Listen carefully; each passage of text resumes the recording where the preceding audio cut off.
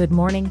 This is X-Pulse AI Morning Mix for Wednesday, August 19th, 2026.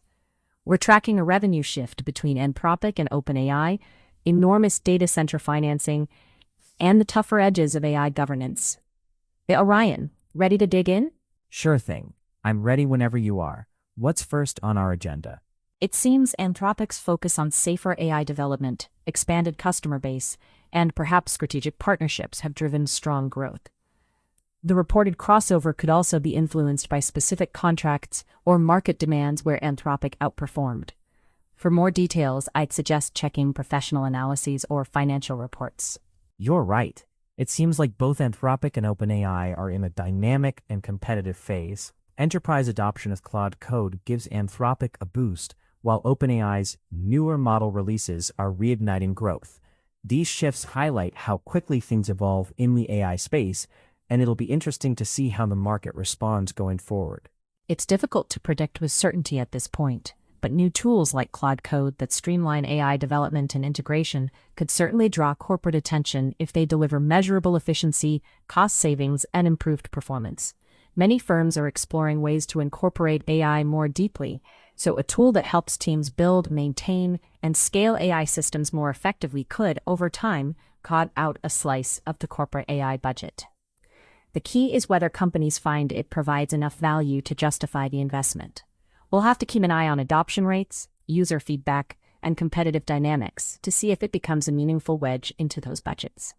You're absolutely right. When it comes down to enterprise adoption, it becomes about efficiency, ROI, and how well these tools integrate into existing workflows. Companies need clear metrics to justify investments, and procurement processes do focus on those tangible outcomes. The allure of chatbots is shifting from novelty to practicality, where the impact is measured in productivity gains and improved workflows. The arrangement involves Nvidia providing significant financial backing, up to $105 billion, to help build and equip a major data center in Ohio, which is associated with OpenAI. This support typically includes funding for construction, infrastructure, and advanced hardware, such as Nvidia's own GPUs.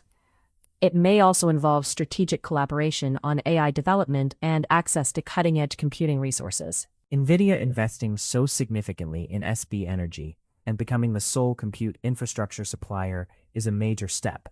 It suggests they're moving beyond just providing hardware to playing a bigger role in building out the entire ecosystem. Does this approach surprise you, or do you think it's a natural evolution for a company like Nvidia? Indeed, Nvidia develops software ecosystems and platforms that encourage demand for their hardware, like GPUs. They also invest in areas like AI research, gaming, and data centers, which naturally boosts demand for their products.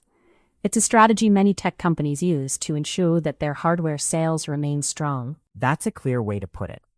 Financing can strengthen partnerships, but it does mean taking on more risk if those large projects don't go as planned. Nvidia's willingness to bring substantial financing shows how competitive securing capacity has become. It's a strategic move, but with major demands for careful execution. Are you looking at this from an investment perspective or more out of general curiosity? Apple stated that the app was removed from the App Store because it violated the guidelines, and they emphasized their commitment to keeping the App Store safe and trusted. This was in response to the concerns about ads promoting pornographic deepfakes, which go against that policies. That's concerning. If an app is offering harmful or prohibited content like that, it's understandable that Apple and other platforms would take action. It's important to stick to reputable sources and report any suspicious content or ads to the platforms hosting them. If you're feeling uncomfortable or distressed by this issue, it could help to talk with someone you trust or seek guidance from professional resources that specialize in digital safety. From what I've read, the incident highlighted potential limitations in Apple's app review process, suggesting that even with strict policies, some problematic apps could slip through. It wasn't necessarily that the process is broken, but it underscored that no system can catch every single issue. It's a good reminder that improving safeguards is an ongoing effort for all tech platforms.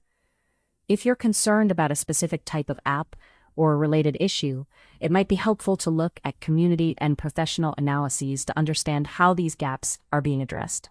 It sounds like you're highlighting a key challenge in app marketplaces: continuous monitoring.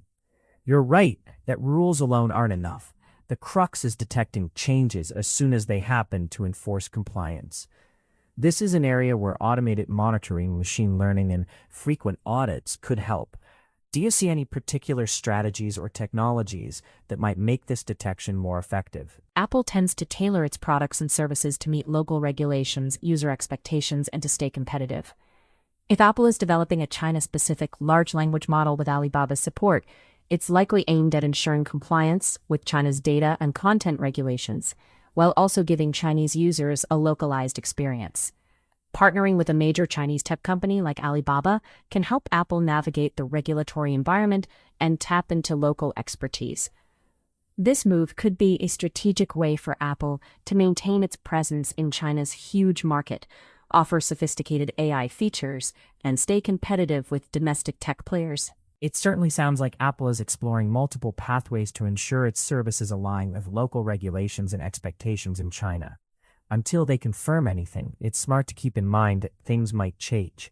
If you're curious about how this develops, keeping an eye on credible news sources or Apple's official announcements will give you the clearest picture moving forward. A tailored model can be crucial for situations where the context, data, or needs are unique.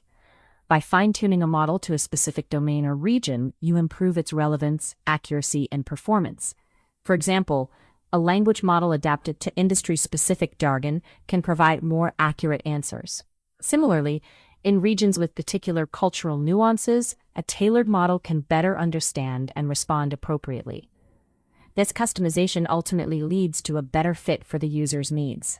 That's a great observation. Different regions have varying regulatory environments, cultural expectations, and technical ecosystems, all of which can affect how an AI service operates and what's possible. It makes launching globally more complex, but also allows for more tailored, relevant experiences for users in each market. If you have a specific region or scenario in mind, I can delve deeper. The FDA is looking for input on how to regulate medical devices that incorporate generative AI. They're considering things like how these AI systems are trained and validated, their accuracy and safety, transparency in how they work, how to manage updates when the AI evolves, and ensuring clinical effectiveness. They're also interested in a collaborative framework with developers to ensure ongoing oversight while fostering innovation. It's essentially about balancing safety and efficacy with the benefits these advanced technologies can bring. Right, so the agency hasn't put out a binding rule, but rather a discussion paper to explore ideas. They're considering a voluntary setup where model developers can confidentially share details, like model or system cards, with device manufacturers. Now, they're looking for feedback on how responsibility should be shared among the different players involved and how information should flow between them. They want input on what works best across the ecosystem. Exactly. Efforts like this aim to make the decision-making process of complex models more transparent. By improving interpretability, organizations and auditors can better understand and trust the outputs of these systems. Right. There's a real need to balance transparency with protecting proprietary information. It's good to see the FDA gathering feedback before making any policy adjustments. That kind of collaborative approach could help build trust between all parties involved. Are you personally involved in this process, or just following the developments? Markets are likely signaling concerns about risk or uncertainty regarding Meta's project. Higher yields usually mean investors demand more return to compensate for perceived risks, maybe around credit, the project's execution, or broader economic conditions. It's a sign that the market may be cautious instead of fully confident. It sounds like investor sentiment is shifting due to large-scale AI investments, which might be increasing perceived risk. This could lead to higher yields on bonds, meaning their prices fall. Even with sufficient capital available, the cost of that capital is going up, reflecting increased returns demanded by investors. It's a good reminder of how major strategic moves by big tech can ripple through financial markets. I.M.A. Financial achieved that high level of AI adoption through a combination of strategies. They focused on providing comprehensive training programs for their associates, ensuring that everyone knew how to use AI tools effectively. They also created a supportive culture that encouraged experimentation and open communication about AI usage. Leadership played a key role by championing AI and integrating it into daily workflows, which demonstrated its value directly. By selecting user-friendly AI tools and aligning them with business goals, they made sure those tools added real value to employees' work. That combination of training, supportive culture, leadership endorsement, and practical, valuable tools helped them reach that 95% daily usage figure. The insurance brokerage has integrated AI deeply into its operations. They emphasize continuous internal education to their 3,000 associates, ensuring employees understand and can use AI tools responsibly. They also have responsible AI governance to ensure ethical use, and an AI studio that helps turn employee-driven experiments into scalable workflows. This approach requires more than just installing software. It often involves rethinking the operating model to integrate AI effectively. It's fascinating how both sectors are embracing technology. In healthcare, telemedicine and AI-driven diagnostics caught a lot of attention, making care more accessible. In the legal field, automation of routine tasks and the use of AI for research and case analysis stood out. They both aim to improve efficiency and access. Thank you for sharing that information. It's interesting to see how AI is being integrated across different professions, from healthcare to law. If you have any specific questions or want to discuss how these developments might impact certain areas, feel free to ask. That's XPulse AI Morning Mix from XPulse for Wednesday, August 19th, 2026. Share it with someone who'd find it useful. See you next time.